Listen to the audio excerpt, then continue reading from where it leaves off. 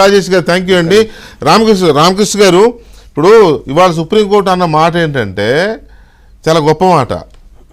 Criminal కేసులు ఉంటే ఉద్యోగానికే అనర్హులు, అలాంటిది ప్రజాప్రతినిధులుగా అర్హులు ఎలా అవుతారు అని సుప్రీంకోర్టు వారు చాలా గొప్ప క్వశ్చన్ వేశారు, గొప్ప ప్రశ్న వేశారు.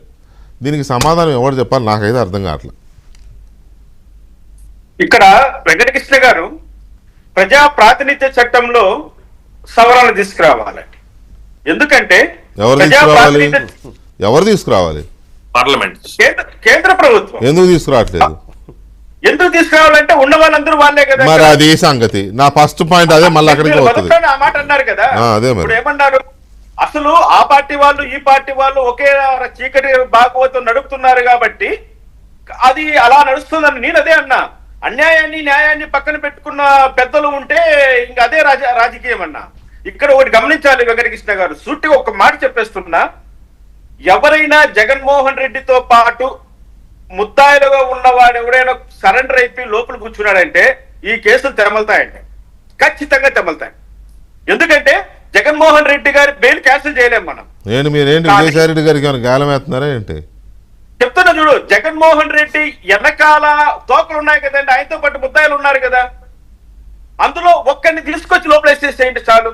ఎందుకంటే మేము మాకున్న నేను కూడా జడ్జిగా చేశాను కాబట్టి చెప్తున్నా, ఎవరైనా అండర్ ట్రయల్ ప్రిజనర్ ఉంటే రోజువారీ విచారణ చేస్తామండి మేము.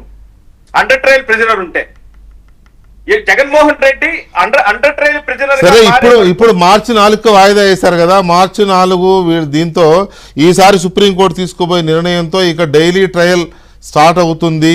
వీలైనంత త్వరగా ఈ కేసులు కొలిక్కొస్తాయి.